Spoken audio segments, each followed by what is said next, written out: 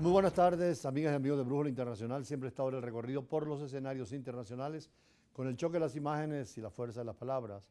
En Guatemala, nuevo presidente, elecciones dentro de un clima de muchísima preocupación porque había la intención de anular a un fenómeno electoral del candidato de la socialdemocracia con un programa de centro-izquierda y que además configura la posibilidad de estabilidad en esa región. Los presidentes centroamericanos enviaron su felicitación, como todos los de América Latina, y el nuevo presidente de Guatemala, quien es socialdemócrata, Bernardo Arévalo, reiteró su promesa de emprender una lucha frontal contra la corrupción para recuperar la confianza en el Estado y sobre todo en la democracia después de la amplia victoria en unas elecciones donde llegó al 60% y donde tiene que asentar las bases fundamentales de la integración subregional, pero también trabajar con la democracia y el desarrollo y evitar la violencia como pasa en países vecinos, México y El Salvador. Veamos. Festejos en Ciudad de Guatemala por el triunfo de Bernardo Arévalo en las elecciones presidenciales. El candidato socialdemócrata obtuvo el 58% de los votos frente al 37% de su rival, la ex primera dama Sandra Torres, quien no ha reconocido su derrota. Arévalo reiteró su promesa de emprender una lucha frontal contra la corrupción. Los guatemaltecos hoy, las guatemaltecas hoy tenemos esperanza y estamos celebrando hoy en la calle esa recuperación del sentido de esperanza en nuestro país. Arévalo confirmó que el presidente saliente, el derechista Alejandro Yamatei, lo llamó para felicitarlo. También recibió las llamadas de presidentes de dos países vecinos, Andrés Manuel López Obrador de México y Nayib Bukele de El Salvador, así como de los embajadores de Estados Unidos y de la Unión Europea.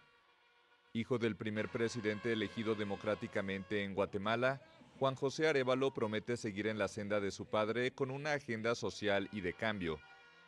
Tras dar la sorpresa en la primera vuelta de junio pasado, generó esperanzas de renovación en un país sumido en la pobreza, la violencia y la corrupción. Durante mucho tiempo creo que Guatemala siempre ha tenido que escoger entre lo peor y lo menos peor. Y por primera vez en mucho tiempo hemos tenido un granito de esperanza por alguien que confiamos en su trabajo, en que va a ser un buen equipo y nos va a entregar el inicio de una primavera democrática. Sin embargo, Arévalo es visto con aprehensión por la élite política y empresarial.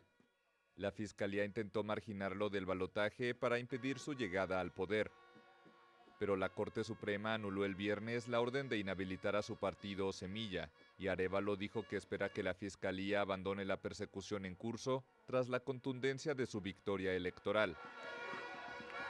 Esa primavera democrática que señalaban en Guatemala también se vivió en otras partes de América Latina. Está en pleno proceso en Argentina el proceso para elegir al presidente, donde seguramente la oposición va a ganar con un candidato fuera del partido, como ocurrió también en Guatemala, que fue una sorpresa la candidatura a Arévalo. Y en cuanto a Ecuador, también una pelea muy difícil entre dos candidatos fundamentales, la izquierda con Luisa González, quien ha sido seguidora del expresidente socialista y por lo tanto ella aspira también a manejarse dentro de los moldes del socialismo del siglo XXI, pero tenía como oponente a Noboa, un hombre de derecha de la clase empresarial, así que en las próximas elecciones en Ecuador, después de estas primarias, que son importantes porque definen los dos grandes campos de acción, va a ser necesario llegar a acuerdos dentro de un país que está marcado por la violencia, donde los candidatos votaron prácticamente como si fueran a la guerra y después del asesinato de uno de ellos. Veamos. Festejos de la izquierda ecuatoriana tras la primera vuelta de las elecciones presidenciales.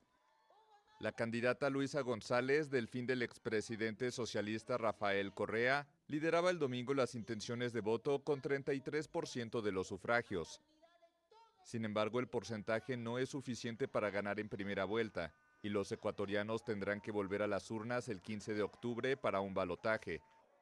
González se enfrentará al derechista Daniel Noboa, quien logró el 24% de las adhesiones. Es la primera vez en la historia del Ecuador que una mujer saca tan alto porcentaje en primera vuelta, ganando las elecciones para ser la presidenta de la República del Ecuador y conducir los destinos de la patria. Muchas gracias a mi Ecuador querido. Noboa, hijo de uno de los hombres más ricos de Ecuador, dio la sorpresa en estos comicios al derrotar a candidatos que aparecían más favorecidos en las encuestas. Vuelta, todavía no logramos el objetivo que es la presidencia de la República. Lo que hemos hecho es pasar a la segunda vuelta, lo cual felicito a mi equipo, felicito a todas las personas que nos acompañan. Así que mañana estaremos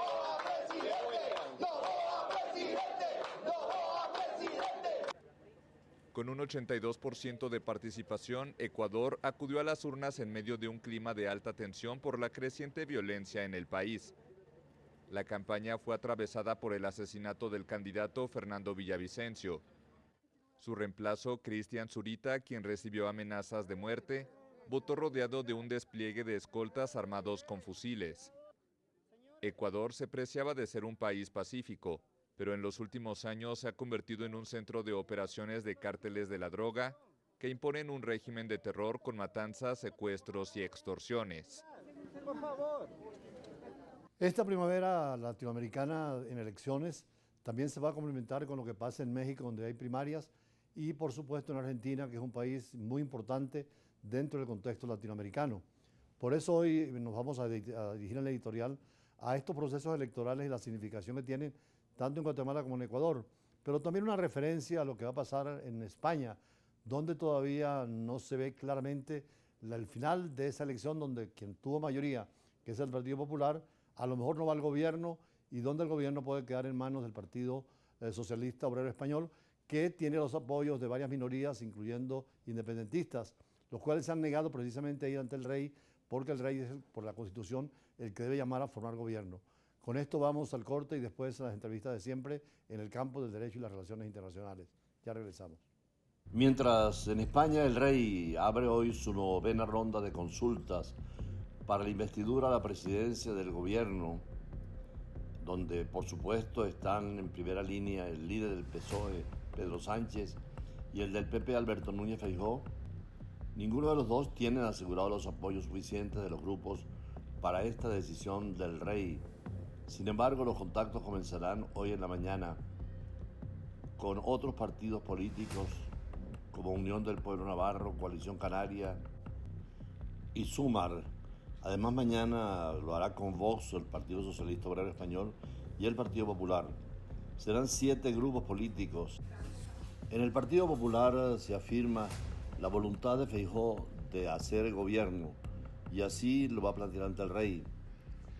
Por supuesto, criticó a los partidos nacionalistas de negarse a ver al soberano, mientras que la presidenta en funciones, Félix Bolaños, criticó ayer el empeño de Núñez Feijóo por intentar la investidura y decía que era una pérdida de tiempo, porque posiblemente el Partido Socialista tenga los apoyos necesarios. La democracia española es muy fuerte y así que cualquiera de los partidos que lleguen al gobierno estarán dentro del mandato de la monarquía constitucional, como siempre ha sido después de la Constitución de 1978. Este fin de semana también en Ecuador fue la elección. El pueblo votó dentro de fuertes medidas de seguridad, aun cuando presente estuvo siempre el asesinato de Villavicencio, quien no pudo cambiar la tarjeta a su candidato presidencial, y el presidente Guillermo Lasso no se presentó a una reelección. Lasso decidió acortar el mandato por sorpresa el pasado mes de mayo, cuando anunció la disolución de la Asamblea y la convocatoria electoral. Los ecuatorianos irán a las urnas para la vuelta definitiva el 15 de octubre. Competirán en esa oportunidad ya para la presidencia la candidata del correísmo, Luisa González, y también Darío Noboa, quien fue la sorpresa de la noche, un empresario ubicado más bien al centro derecha, mientras Luisa González está al centro izquierda.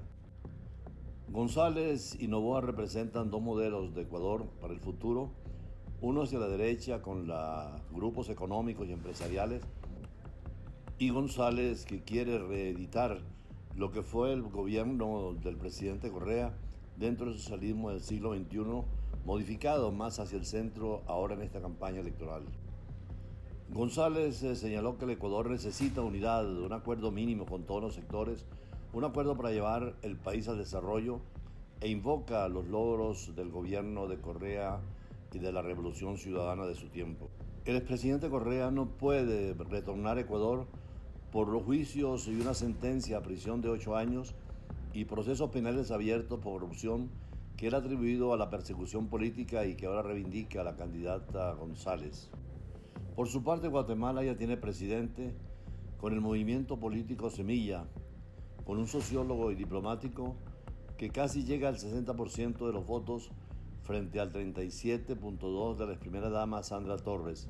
Señaló en su discurso con humildad la victoria que nos ha dado el pueblo de Guatemala y en las urnas se han expresado y lo que el pueblo grita es basta ya de tanta corrupción.